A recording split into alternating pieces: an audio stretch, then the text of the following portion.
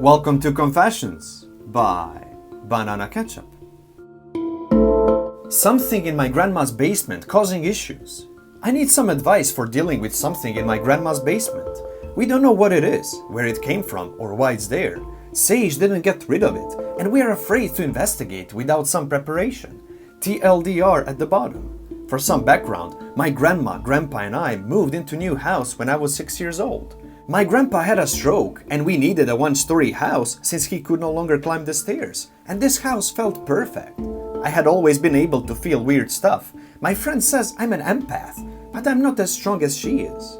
My dad says he's that way too, that he's always been able to feel ghosts and such. Every other family member I have is on my mother's side, and they can't feel the paranormal at all, to my knowledge. When we moved into this house, I didn't feel a thing. That is, until I went into the basement. I know this sounds like a terrible horror movie cliche, but please hear me out. I might actually need help here.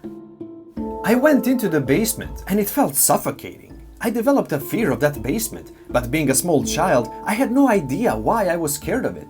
Whenever I needed to go down there for my grandma, I would inch my way down slowly, grab what I needed, and sprinted back up the stairs.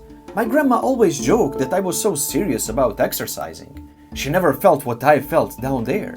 Eventually, my aunt and 11-year-old cousin moved in with us because of my aunt's divorce. She needed a place to stay until she could get back on her feet. My cousin had a lot of behavioral problems due to mental disorders and the fact that his parents just got divorced. I was 12 at the time. My cousin and I ended up playing down there a lot. I hated it in the basement, but it was a place we could escape the adults and drama of real life when the weather didn't let us play outside. My aunt and cousin didn't understand why I hated the basement, so I just thought I was being paranoid and buried my fear. But I could never stay down there for longer than an hour straight. Every day I played down there, I felt more and more suffocating. As soon as my cousin and aunt moved out, I avoided the basement as much as I possibly could. When I was around 14, I told a friend of mine about it, and she thought it was haunted and gave me sage to try and cleanse it. It didn't work. I moved out at 18 into my boyfriend's dad's house. A year later, my grandma called me and asked me to house sit for a week while she was on vacation, but no boyfriends allowed. I tried to do the first night by myself, but I couldn't even be in the living room for half an hour without panicking, so my boyfriend stayed with me. One night, while we were watching YouTube on the Roku in the living room, we heard a loud crash from somewhere in the house. I was scared someone had broken in, so my boyfriend grabbed a knife and surveyed the house. Nothing was out of place and all the doors were still locked. I didn't sleep much that night and nothing else happened. When Grandma had gotten back from her trip, we left immediately. She called us later asking if we had been in the basement. I had avoided the basement the entire time, and so had my boyfriend. She told us her box of VHS tapes that had been sitting on the ground had been thrown and strewn about.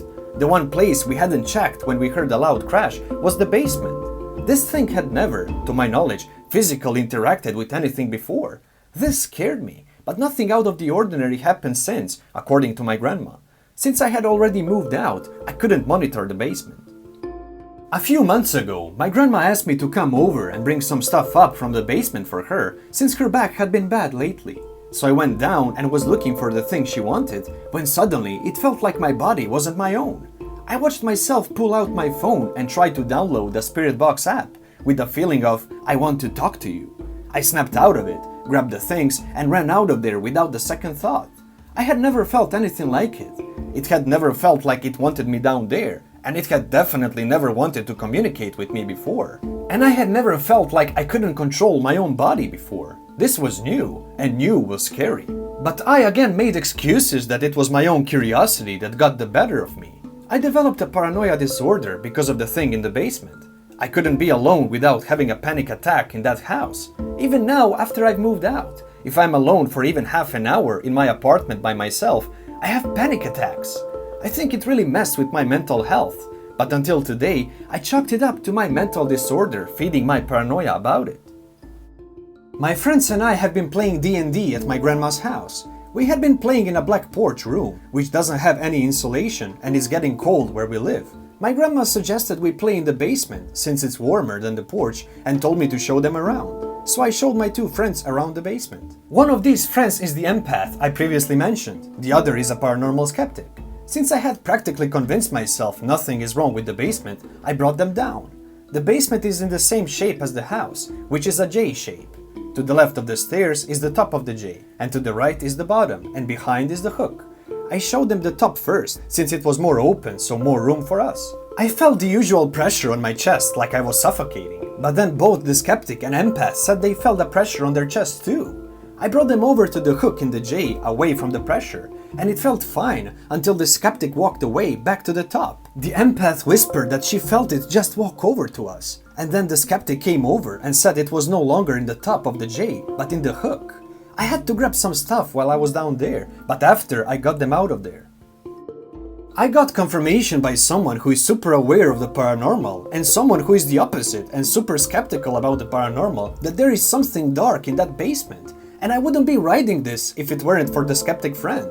He messaged in a group chat an hour ago that he had been having nightmares about the thing in the basement and he refuses to ever go back down there.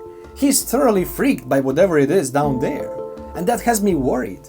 My previously mentioned aunt and cousin, and now additional 12-year-old cousin, are once again moving into that house temporarily until they get a new house. I'm worried about their safety. This thing is capable of throwing objects and instilling paranoia and fear and other negative emotions into people who are no longer there. It nearly possessed me into opening a spirit box. We also know it's very territorial. I need help. I don't want this thing to get to the point where it hurts someone. My grandma is 81 and is fragile, and she can't afford to move out. My aunt is supporting 2 kids by herself right now and is super stressed. My 12-year-old cousin is young and her mind is vulnerable, and it doesn't help that she is fascinated by the paranormal, but to my knowledge can't sense it. Does anyone know what this thing could be, and any ways to get rid of it? My friends are scared of my grandma's basement now, and I'm scared for the people that are living there, and I really don't know what this is. TLDR, my grandma's basement is haunted and we don't know what it is and need advice on getting it out before it hurts anyone. Thank you, SkulblakaWyrda, the author. The I-90 ghost car. A few years ago, I was a university student in Eastern Washington, but dating a girl in Western Washington. I was visiting her for the weekend during the summer when we got into a huge fight around midnight and I left, deciding to head back to my apartment. I mentioned this for context as to why I was driving through Snoqualmie past after 1 in the morning. I'd never gone through the pass so late before, and what is usually a very busy stretch of freeway on I-90 was completely empty. I went well over an hour without seeing a single vehicle going either way, so naturally I was driving way too fast. At the time, I had a '73 Chevy Nova. It wasn't quite the classic, but it had power and a complete lack of AC. Even though it was late at night, the combination of warm summer night and the large amounts of heat that bleeds through from the engine meant that I had my windows down and was sweating. Not far into the east side of the mountains, around 1:30, I hit a long stretch of straight road that doesn't have an on-ramp or any way to get into the freeway, when suddenly a set of headlights appeared behind me, something like 200 feet back. I glanced back at the lights, puzzled as to where the vehicle could have possibly come from. I noticed that despite the fact that I was absolutely hauling, the lights were gaining on me. I decided to switch lanes and slow down a bit so it could pass. After a moment, the vehicle, now only half that distant, moved over behind me into the same lane. This is when I began to panic. I'm in the middle of nowhere, hadn't seen another vehicle in over an hour, and now I've got some aggressive driver running up on me.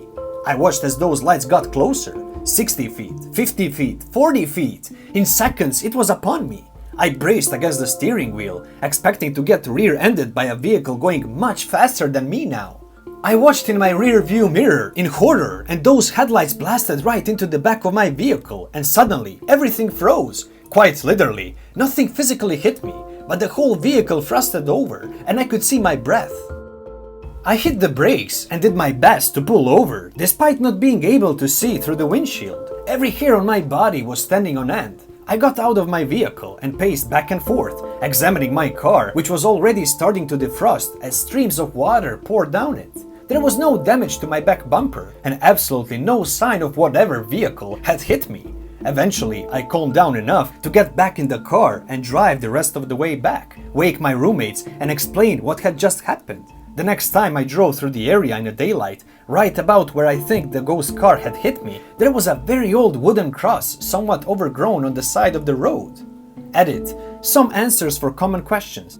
First, I'd like to thank everyone who gave me awards and everyone who commented. I'm glad that my experience was able to be enjoyed by so many people. As to the location of the cross, I have a few points I'd like to make. The first is that this was years ago, and so I don't remember the exact location. The cross itself was difficult to spot. It was very washed out wood. It had clearly had writing on it at one time, but it wasn't legible going 70 miles per hour, and there is virtually no shoulder to speak of for pulling over. I spotted the cross several times over the next year, but in my last year living on the east side, I don't recall seeing it anymore. I cannot say with any certainty if it's still there or not, but my gut tells me it's been torn down by the weather and nature. I did attempt to look up any deaths along there and found almost too many stories with no exact locations. I eventually decided that I wouldn't have any real way to determine which one it could be. But I was telling a friend about my experience one night while at the Iron Horse Brewery in Ellensburg, and a random older gentleman on the other side of me peeped in that he had seen it before too. He then finished his drink and left, visibly upset. I wish I could have asked him more about his experience. Thank you, TheKeyOfCFlatt, the author. Thank you for watching, everyone. If you already haven't, subscribe to this channel so you don't miss any new episodes. See you again soon, and until then, please, be safe.